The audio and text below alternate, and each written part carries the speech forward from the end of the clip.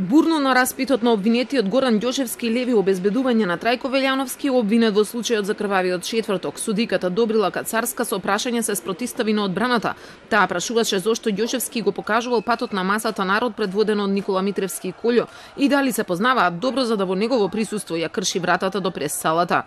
Ѓошевски се бранеше дека со Колјо се познаваат од времето, додека работел во автокоманда, а тој сам рече не можел да спречи толпа луѓе. Моите постапки се преточени во нашите решенија за работа и таму е децидно кажано кои се моите ингеренции, каде можам јас да постапам.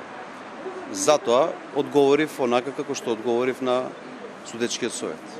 Кацарска уште се интересираше зошто Ѓошевски комуницирал со Митко Чавков кога тој не му е надлежен, зошто тој одобрил да им се отвори на обвинетите од УБК за да ги земат снимките од камерите и дале додека има други кривични дела во околината, на Ѓошевски му е само должност да го чува председавачот.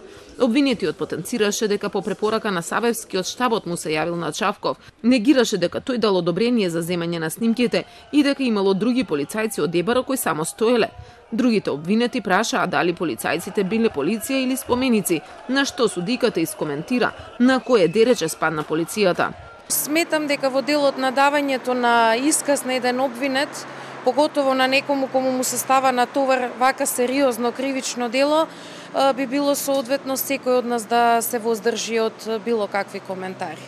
Во толкувањето на снимките, мислењето на судијата и обвинетиот беа различни за тоа што се случувало на крвавиот четврток.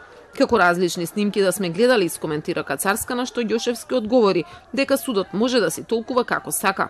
Судењето за терористичко загрозување на уставниот поредок продолжи со одбрана на Мунир Пепич и сведоци, меѓу кои е пратеникот Владко Ѓорчев.